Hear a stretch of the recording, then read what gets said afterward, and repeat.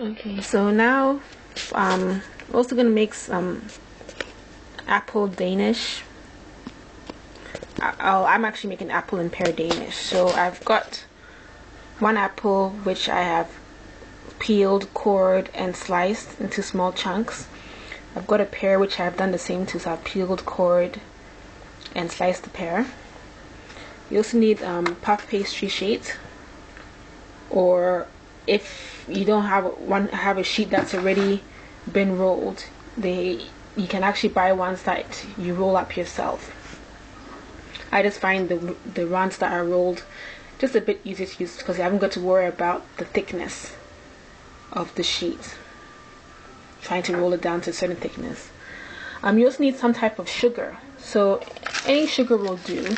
I'm using caster sugar, but any kind of sugar will do. I'm going to add some nutmeg and cinnamon as well as spices to it, and you just need a little bit of water as well. So what you do first is you put the apple and the pear into the dish, and you put on the heat. Yeah, so you add the apples and pears and put in the pan. The stove is on. You then sprinkle over some of the sugar, some of the nutmeg, and the cinnamon. So I've got sugar, cinnamon, and nutmeg in the pan. I'm also going to just add a little bit of water, roughly 2 tablespoons of water.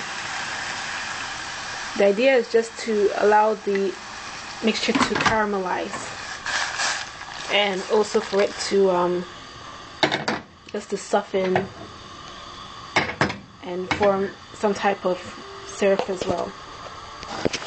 And so we're just going to stir the mixture around so that all the apples and pears are being coated, and let it thicken slightly so that the liquid in there forms a bit of a syrup. So I probably added roughly like a pinch, between a pinch to half a teaspoon of cinnamon, and same for the nutmeg. And then depending on the sweetness of the apples and the pears, that's how you know how much sugar to add. So I've probably added between 2 to 3 tablespoons of sugar to it.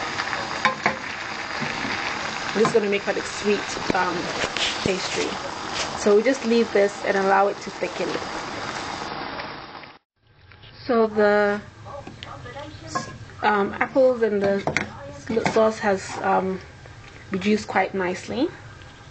So what we do next is preheat the oven to approximately 375 degrees Fahrenheit, or just follow the instructions on the puff pastry sheet. So depending on the amount of the stuffing that you have, you just need to roll out the pastry sheet. What I'm going to do now is I'm going to divide this sheet into a third, like so, and then also cut it in half, like so. As you can see, I have divided the pastry sheet, puff pastry sheet, like so. And now I'm going to spoon the filling onto the sheet. So I've spooned over the apple and pear mixture onto the pastry sheets, and you basically moisten the corners with some of the milk. The milk will help it to bind together, to stick together. So just moistening the ends, as so.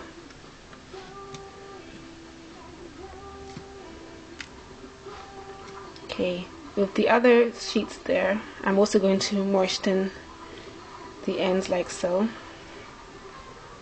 With those, I'm going to just moisten the whole sheet there. This helps it to stick together better. Yeah.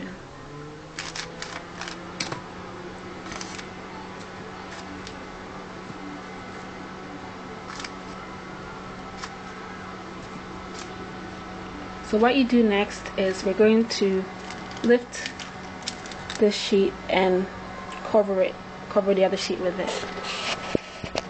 So I lifted it and covered it like so. And then what you do is, using the fork, just fork the ends like that. Make a pattern. So you do that like so, and repeat the process with the other puff pastry sheets. So you do that as so, and then transfer them to a greased oven tray.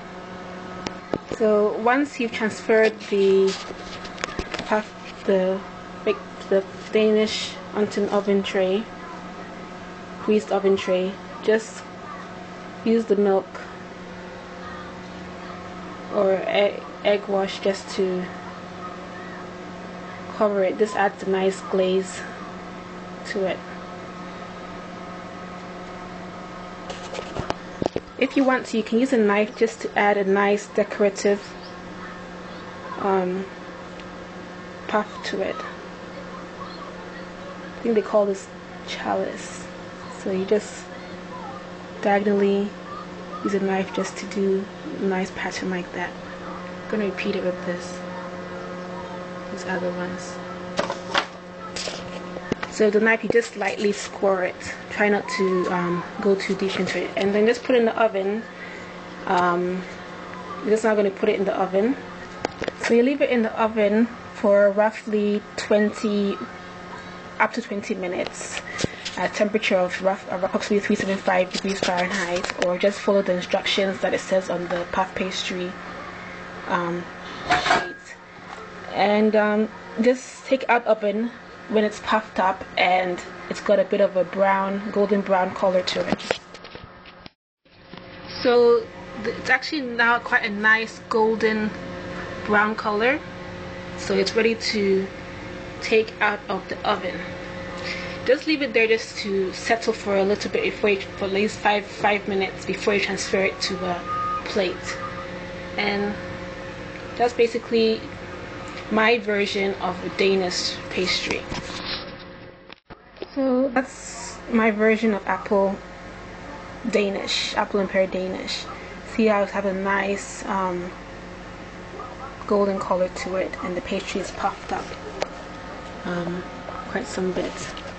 Other alternatives would be to actually use some cheesy mash as the stuffing for this. That tastes quite nice as well. Or some creamy mushroom and chicken to put in it. That also tastes very nice too. I hope you enjoy this.